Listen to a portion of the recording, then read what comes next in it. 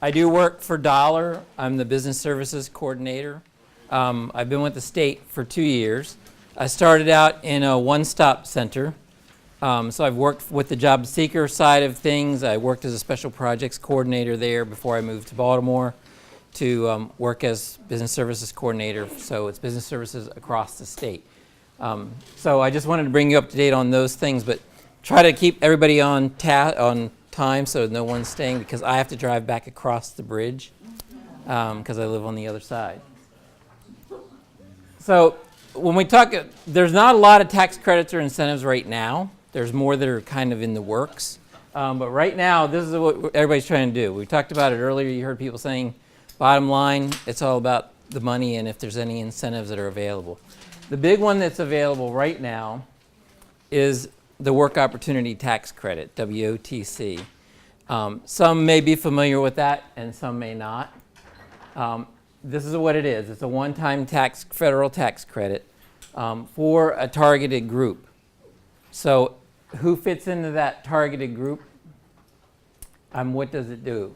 There's the targeted workers, and what you're trying to do is make them less economically dependent and becoming self-sufficient, and then contributing members of society. From the employer side, what it's going to do is it's going to reduce the income tax liability. So there is a tax credit for that. The form pretty well explains it, but I've tried to make it into something other than that. The credits go from $750 up to $9,600, depending on the combination of the credits and how you might be able to use those. So if you combine that with like enterprise zones and some of the other things, you can combine those and increase your tax credits. So there's money that can come back to you. So who qualifies? The target group is actually quite large. So people that are veterans, disabled veterans, ex-felons, some are youth, and long-term family assistance. So I don't know if everybody can see this or not, but I tried to take everything that's in these forms that we get that seem to be very lengthy and put it into something that actually makes more sense. So if anybody wants copies of this, just let me know and I can send it to you on an email. Because I found that this is just an easier chart to understand. The way they define it is worked a minimum of 180 days or 400 hours. That's where everything is defined. So for regular veterans or any other population besides the summer youth, the disabled veterans, and the people that are have been on long-term assistance, they fit into the top category. Now, this is all based on first year's wages. So the first $6,000 for veterans, or for most of the population, it would be 40% of that, or $2,400 that you can earn for each person that you hire under that. So it's an unlimited number of employees that you can file it for. You fill out the form and you submit it, and then it goes through the process. As far as the summer youth, that's based on $3,000, 40%, which ends up being $1,200. And for disabled veterans, it's up to $12,000 of that first year's salary. So that is, again, 40%. So that's $4,800 for hiring a disabled veteran. That fits into that group of 180 to 400. Now the next definition of that is the same groupings, but you go from 120 hours. They've done 120 hours, but they haven't done 400 hours. So they haven't met that criteria yet. That reduces from 40% to 25%.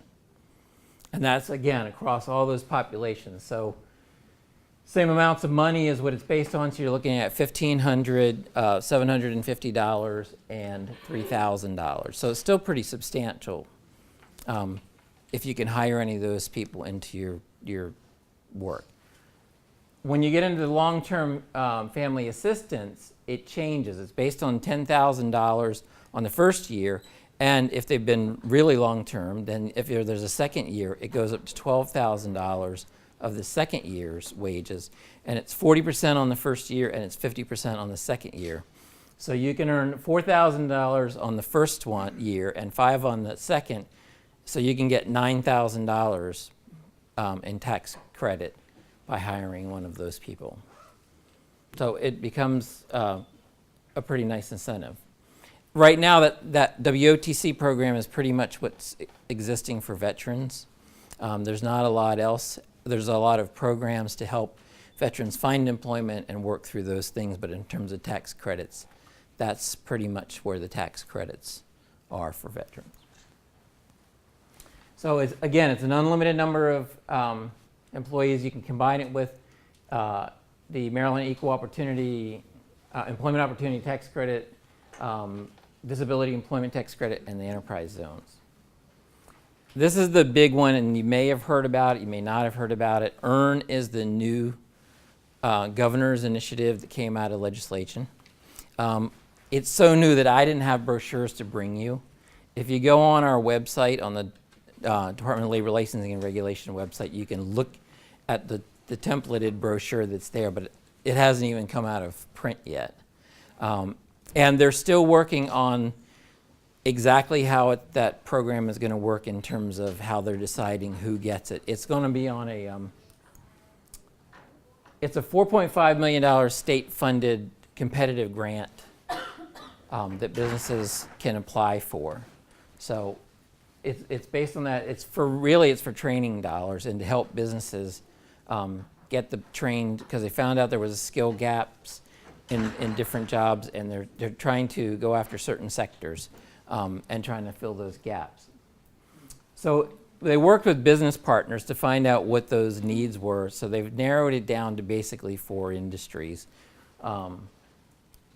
And it's for GED, but the 4 industries they're looking at is manufacturing, cybersecurity, construction, and healthcare. Those were the 4 primaries across the state, which seems to be where most of the jobs tend to fall right now. So what you're finding is what we talked about, and everybody was talking about in here earlier today, is there's generally that gap, especially coming from the military. There might only be a small gap, which is a smaller amount of training. So you probably stand a better chance of getting those dollars. It's pretty flexible, so it's not limited to those industries. It can actually go out further than that. So I would encourage anybody to apply no matter what it is.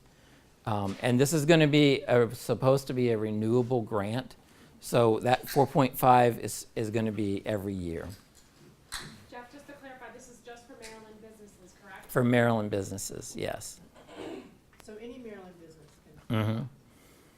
Now, those 4 are probably going to end up getting priority when it comes down to, but again, that hasn't been actually written. We're meeting with people to try to work those things out right now. So it hasn't been finalized, which is probably why we don't have a printed brochure yet. But I was hoping to have it and have something here today. Are you saying that in general the training, like if we needed somebody that was certified and needed a certain certification in cybersecurity, would they fall? You think they would fall into this program? They will. They have to fit into certain criteria. So the criteria is that it's basically the same kind of groups that you're looking at with WOTC. So it's veterans or long-term unemployed, those and lower skills. So if it's somebody who just needs to upskill, that's kind of what this is, and that's the beauty of this being flexible enough that if it is someone and they can tie it to a job, that's more important. And we've been hearing that from employers when we go out and do job fairs, is that the employers are saying, I have a welder, I need a welder, and I've got these people that are applying and they're missing 1 certification. This may be something that's flexible enough for us to be able to give money for that certification to get that person employed. So the veterans, this is a really great area for veterans to try to get in to these skill sets and do what we were talking about earlier about just that little bit of upskill or certification that you might need to get placed. And they're looking at covering it 100%, like pay for the. They're working, that's all the details that are being worked out. I'm sorry, one more question. Is this after they're hired or before they're hired? When you're hiring them, you can apply for the grant. When we find a candidate. What we would like to do, and again, those may be in those details that are being worked out. There's a committee of us that are actually getting together and working on all that, so it hasn't been completely finalized yet. Did you have a question? So the grant's going to be awarded through an application process, and then after the deadlines, then everybody's going to submit them, and then they're going to figure out who's going to get the grants, and it's going to be distributed, and then it'll be announced who the winners of the grants are. So it's going to be that part of the process we do know is the way it's going to work, because that's what went to legislature and got voted on. Okay. So that's pretty much the two things that are available right now in terms of money and other things that are available. So if you need to, you can go to this website. You can go to the dollar website, or you can go to earn.com or earn.maryland.gov and find out more about it. Amy Fusting is the person who's kind of running that. She works with the secretary, out of the secretary's office, and with Scott Jensen. So I don't know, I threw this in because I got to put my little advertisements in about us, and even though it's not about the tax credits, but not everybody knows what we do as business services for the state. So this is just a quick thing about the core services that we offer statewide, and we're getting ready to have a summit.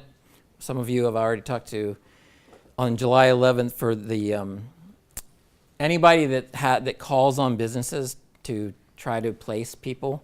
We're trying to get a summit together. It was initially started by an initiative from the governor, and now it's lieutenant governor. So that's something that we're trying to put together, so if anybody's interested in that. But our core services we help people with recruitment, layoff aversion, outplacement. So if you've heard people say about rapid response, so if you have to file a warn notice, and there's a lot of people that are going to be let go, we come in with a rapid response team and work with that department to help get those things out there and try to get people employed as quickly as possible. So these are just the things that we do, and we'll help wherever we can.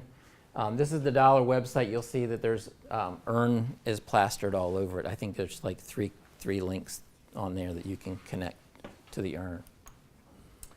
And that's it for me. So I don't know who you're. Yes. So if I'm an employer and I find I might have an eligible work-hourly tax credit veteran, what's my next step?